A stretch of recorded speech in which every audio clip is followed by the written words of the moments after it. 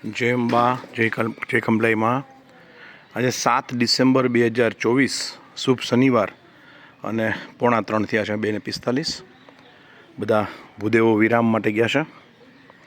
આજે આપણું જે ડિસેમ્બરમાં 31 ડિસેમ્બરથી 5 જાન્યુઆરી વચ્ચે શ્રી સુવર્ણ કળશ, શ્રી રૂરુ ભૈરવ દાદા પ્રાણ પ્રતિષ્ઠા, શ્રી મહાશક્તિ સહસ્ત્રચંડી ભૈરવ યજ્ઞ છે.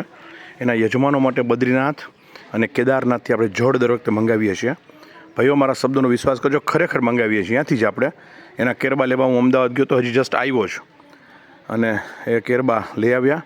એમાં યમનોત્રી, ગંગોત્રીનું પાણી, સરસ્વતી નદીમાંનું પાણી, ત્રણેયના કેરબા આવી ગયા છે. જે આપણે બધાને જ્યારે પૂજા અર્ચન થાય ત્યારે પાણીમાં બધું બાકીનું મિક્સ પાણી કરી અને બધાને પૂજામાં આપીએ છીએ.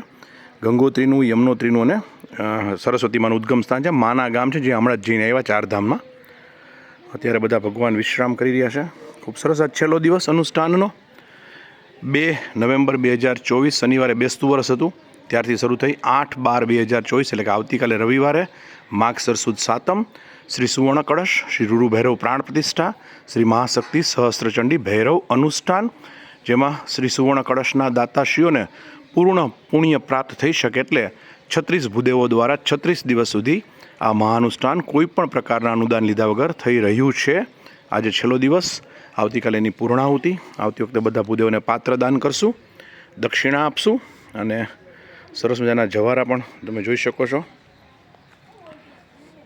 અને જે નાના કળશ દેખાય છે સુવર્ણના, એ અતિ ઉત્તમ ને એકદમ આકર્ષક સુંદર છે. એ મોમેન્ટો છે. તમામ જે સુવર્ણ કળશના દાતાશ્રીઓ છે એમનું નામ આમાં અંકિત કરવામાં આવશે અને એને ગિફ્ટ સ્વરૂપે આપવામાં આવશે. જે લોકો જીવે ત્યાં સુધી અને બહુ સુધી પરિવારમાં રહેશે, એમને યાદ રહેશે કે ખંભલાઈમાના નિજ ધામ ઉપર જે સુવર્ણ કળશ અંકિત કરવામાં આવેલા છે એમાંનો એક કળશ આટલામાં નંબરનો આપણો છે. સાથે સાથે વિરમગામ તાલુકાની અંદર સૌથી પહેલી વાર આપણે જે ડ્રોનથી પુષ્પવૃષ્ટિ કરે છે અને ડ્રોનની મદદથી આપણે ભૈરવ દાદાનું એક મોટું ત્રિશુલ ડમરૂ સાથે આપણે એમાં આકાશી નજારો જોવા મળશે. આપણે એક ઇવેન્ટ ઓર્ગેનાઇઝ કરેલી છે અને ઉપરથી ગુલાબની પુષ્પવૃષ્ટિ આપણા નિજ મંદિરના મુખ્ય શિખર અને ગર્ભગૃહ ઉપર અને નૃત્ય મંડપ ઉપર જ્યારે કળશ એના ઉપર પહોંચશે નગરયાત્રામાં ત્યારે એના પર કરવામાં આવશે. અને આકાશમાંથી પહેલાં દેવી દેવતાઓ પુષ્પવૃષ્ટિ કરતા કદાચ એવું જ દ્રશ્ય ત્યારે 100% સર્જાશે.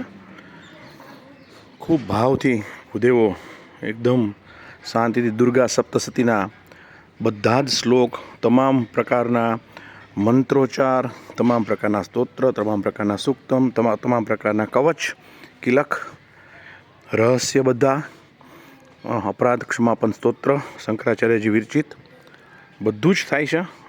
સાપ વિમોચન મંત્ર. ખંભલાઈમાની કૃપા છે. પુણ્યની પહોંચ નથી મળતી. બસ આ જગતમાં એક જ તકલીફ છે, પુણ્યની પહોંચ નથી મળતી. આપણી ખરેખર સદગતિ થઈ ગઈ છે કે મોક્ષ થઈ ગયો છે આપણે જીવતા જીવત ખબર પડતી નથી. અને આત્મા કહેવા નથી આવતા કે ભાઈ હું સદગતિ પામ્યો છું. એટલે વિશ્વાસ ફરી એકવાર, જે શક્તિ હોય છે શ્રદ્ધામાં, તે વળી શંકામાં ક્યાં હોય છે? જે શક્તિ હોય છે શ્રદ્ધામાં, તે વળી શંકામાં ક્યાં હોય છે? શ્રદ્ધામાં પરમ શક્તિ છે, પ્રેમમાં પરમ શક્તિ છે. પુરાતન કાળમાં આપણે જોયેલું છે કે મોટા મોટા ભારવટિયાઓ હતા, પણ પ્રેમ અને ભક્તિને કારણે એનું આખું જીવન પરિવર્તન થયેલું. તો આ ભક્તિના સ્વરૂપમાં, નિષ્કામ ભક્તિના સર્વોચ્ચ આદર્શ પરમ ગુરુદેવ શ્રી હનુમાનજી મહારાજ અને ગણપતિ દાદા વિઘ્નરાજ છે જ. પણ ફરી એકવાર હું 100% બિલીવ કરું છું કે આપણા જીવનમાં અકારણ કોઈ ખુશી આવતી હોય, અકારણ આપણા જીવનમાં કંઈક સારું બનતું હોય, આપણી પ્રગતિ થતી હોય, આપણા બાળકોને સારા એડમિશન મળતા હોય, આપણા બાળકોને સારી જોબ મળતી હોય, આપણા બાળકોના સારી જગ્યાએ એને સારા સંબંધો બંધાતા હોય, એમના જીવનમાં પ્રગતિ થતી હોય, આપણા જીવનમાં આ કોઈ પણ પ્રકારની પ્રગતિ થતી હોય, તો 100% આ વિશ્વાસની વાત છે કે ક્યાંક કોઈક તમારા વતી ધર્મ કાર્ય થઈ રહ્યું હશે.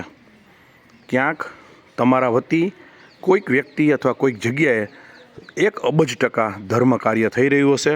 તો જ એનું ફળ આપણા જીવનમાં પ્રાપ્ત થતું હોય. આપણે કોઈના વખાણ કરવા માટે પણ ઉચ્ચ કક્ષાનું હૃદય જોઈએ ભાઈઓ. કોઈના વખાણ કરવા માટે પણ અતિ ઉચ્ચ કક્ષાનું નિર્મળ હૃદય જોઈએ, તો જ આપણે વખાણ કરી શકીએ.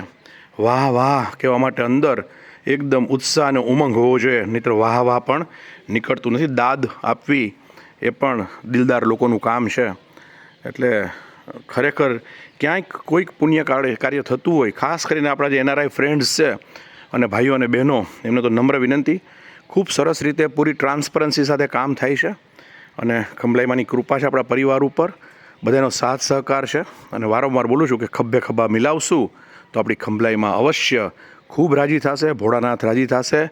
હવે તો રૂરુ ભૈરવ દાદા પણ ખૂબ જ રાજી થશે. કુત્સસ ઋષિ તો રાજી જ હશે, જેને કારણે આપણા ગોત્રનો આટલો બધો માતાજીએ વિકાસ કર્યો છે.